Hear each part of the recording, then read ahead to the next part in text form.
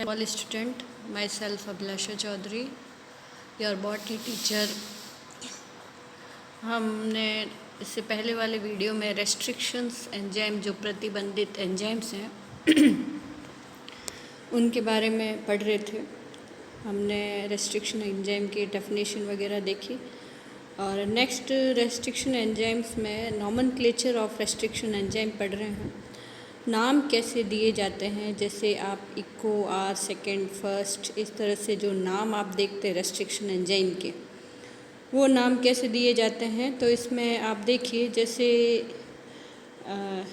Eco are first जो है नाम जो दिया गया रेस्ट्रिक्शन एंजाइम को, उसमें सबसे पहले जो ई है वो इशीरिया है जो जीनस है, और उसके बाद जो CO है कोलाई को इंडिकेट करता है जो स्पीसीज़ है, और आर इसकी स्ट्रेन है। ओके, इसके नीचे लेवल RY13 से इसको निकाला है।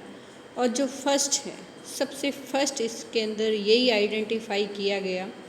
अगर उसके बाद जो दूसरे रेस्ट्रिक्शन एंजाइम इसी स्ट्रेन में से निकाले जाते हैं तो सेकंड, थर्ड, इस तरह से नाम दिए जाते हैं। तो जीनस, स्पीसीज, स्ट्रेन, और जो बाद में सबसे एंड में जो लिखा होता है फर्स्ट, सेकंड, थर्ड, फोर्थ, वो इंडिकेट करता है कि कौन से नंबर पर इसको सर्च किया गया, देखा गया। अब है टाइप ऑफ रेस्ट्रिक्शन एंजाइम। कभी कभी ये क्वेश्चन भी पूछ लिया जाता है कि कितने टाइप्स के होते हैं, कौन से वाला जो टाइप है वो ज़्यादा यूज़फुल है, ऐसा ऑब्जेक्टिव में क्वेश्चन आया है। तो आप देख लीजिए, इसमें थोड़े 3 जनरली ग्रुप हैं, वैसे 3-4 ग्रुप हैं इसमें। Restriction endonuclease are categorize into 3 general group. एक और चीज़ है जो मैं आपको बताना चाहती हूँ, यहाँ पर जो रेस्ट्रिक्शन एंजाइम्स लिखे हैं ये 2 प्रकार के होते हैं। एक तो होते हैं एक्जो और एक होते हैं एंडोन्यूक्लियस। जो DNA को बीच में से कट करते हैं उनको एंडो कहते हैं, और वो वाले जो बिल्कुल किनारे से एक एक न्यूक्लियोटाइड को हटाते हैं उनको कहते हैं एक्सोन्यूक्लियस।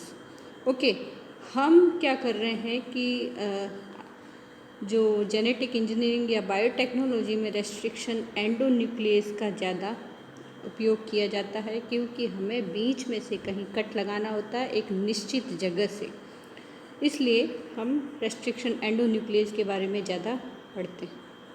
उसके बाद जो 3 ग्रुप हैं, टाइप फर्स्ट, सेकंड, थर्ड, ये किसके बेसिस पर हैं, उनका जो संगठन है, कंपोजिशन।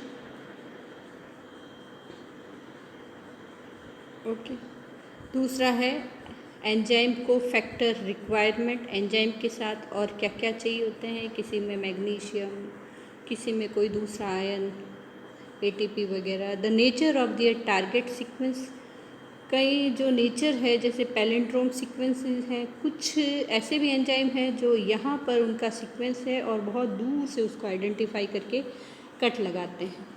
इस तरह से अलग अलग इनके सीक्वेंसेस हैं। और position of their DNA cleavage site relative to their target sequence. Okay, तो ये मैं बता रही थी आपको कि जो DNA है, ओके, जैसे मान लो ये हमारा टारगेट है और वो कितनी दूर से कट लगाता है, इसके ऊपर भी ये बेसिस है। तो 4 ये फैक्टर हैं जिससे हम इनको टाइप फर्स्ट, सेकंड, थर्ड, 4 इनमें अलग अलग बांटते हैं। टाइप फर्स्ट है, ये रेस्ट्रिक्शन एंजाइम के टाइप्स हैं। Capable of both restriction and modification.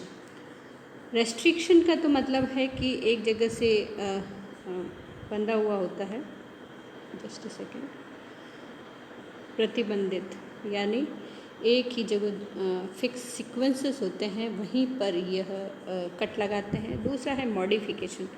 Modification में आपको मैंने बताया था कि किसी बैक्टीरिया में मान लो 2 न्यूक्लियोटाइड हैं, उनको पहचानता है, और उस बैक्टीरिया के खुद के जीनोम में भी कई 80 होंगे, तो वो खुद के जीनोम को क्यों नहीं काटता। ओके, तो जहाँ जहाँ बैक्टीरिया का जो खुद का जीनोम होता है वहाँ पर A के ऊपर कुछ मॉडिफिकेशन कर दिया जाता है, जैसे methylation.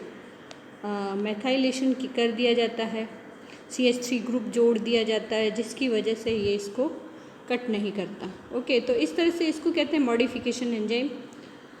The cofactor S adenosyl methionine, AdoMet, ATP and magnesium are required for their full activity. ये 3 चीज़ें इसको चाहिए होती है। इसके अंदर 2 रेस्ट्रिक्शन सब यूनिट्स होती हैं, 2 मिथाइलेशन सब यूनिट होती है और एक स्पेसिफाइड सब यूनिट होती है। Cleave DNA at random length from recognisation site, जो इसकी साइड्स है उससे कहीं पे भी रैंडमली काट सकती है। जो हमारा जो इम्पॉर्टेंट रेस्ट्रिक्शन एंजाइम जिसका हम यूज़ करते हैं वो टाइप 2 है। ये क्वेश्चन पूछा जाता है कि बायोटेक में ये जो टाइप 2 रेस्ट्रिक्शन एंडोन्यूक्लियस यूज़ किए जाते हैं, इसकी सबसे बड़ी विशेषता ये है कि यह वहीं पर पैलिंड्रोमिक जो सीक्वेंस होते हैं वहीं पर कट लगाती है, आसपास कहीं रैंडमली कट नहीं लगाती है। They are most commonly available and used as a restriction enzyme. They are composed of only one subunit. Their recognition site are usually undivided and palindromic. Okay, बटी हुई नहीं होती है, एक साथ एक जगह ही होती है और 4 से लेके 8 न्यूक्लियोटाइड इसके जो सीक्वेंस में पाए जाते हैं। They recognize and cleave DNA at the same time. Okay, जैसे हमने अभी पैलिंड्रोम में 5 का एक पैलिंड्रोम सीक्वेंस देखा था। अगर ये इसको यहाँ पहचानता है तो यहीं पर कट लगाएगा, कहीं आसपास कहीं रैंडम नहीं कट लगाएगा। और हमें इसी प्रकार का एंजाइम चाहिए होता है बायोटेक में। They do not use ATP for their activity, इनको ATP की भी रिक्वायरमेंट नहीं होती है, उनको सिर्फ मैग्नीशियम आयन है वो एज ए कोफैक्टर चाहिए होता है। तो ये आपको इसमें याद रखना है। नेक्स्ट है type 3। Type 3 restriction enzyme recognise 2 separate non palindromic sequences that are inversely oriented. Okay, ये भी पैलिंड्रोम सीक्वेंसेस ही होते हैं। ओके, दूर दूर एक यहाँ पैलिंड्रोम है तो दूसरे का यहाँ पे सीक्वेंस है और they cut about 20 to 30 base pairs after the. अब यहाँ पे इनके सीक्वेंस है और ये कट लगाएंगे इससे 20-30 बेस पेयर आगे की तरफ आफ्टर। ओके, यहाँ पर अगर सीक्वेंस है तो यहाँ पर 30 बेस पेयर के बाद ये कट लगाएंगे, तो ये भी हमारे काम नहीं आता है।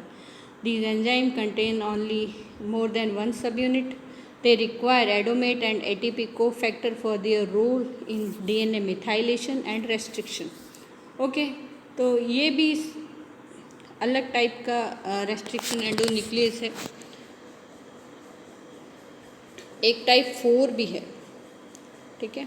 Cleave only normal and modified DNA, methylation करता है, हाइड्रोक्सी मिथाइलेशन करता है, ग्लूकोसाइल हाइड्रोक्सी मिथाइलेटेड बेस, ठीक है। ये DNA को मॉडिफाई करता है सॉरी, यह जो है नॉर्मल DNA को क्लीव करता है यानी विदलन करता है, उसका काटता है और मॉडिफाइड करता है। मॉडिफाइड में आप देखिए यहाँ पे लिखा हुआ है मिथाइलेटेड, हाइड्रोक्सी मिथाइलेटेड, मतलब हाइड्रोक्सी ग्रुप ये जोड़ता है, उसके बाद इसके साथ आप ग्लूकोज हो उस ग्रुप को भी यह ऐड करता है, तो ये मॉडिफिकेशन का काम करता है। Recognisation sequences have not been well defined, इनके जो सीक्वेंसेस हैं वो अच्छी तरह से पहचाने नहीं गए हैं। Cleavage take part 30 base pair away from the site. Okay, जहाँ से ये पहचाना जाता है, जिस सीक्वेंस को पहचानना है उससे 30 बेस पेयर दूर यह DNA को काटता है। ओके, उसके बाद है इसके एप्लीकेशन ऑफ रेस्ट्रिक्शन एंजाइम।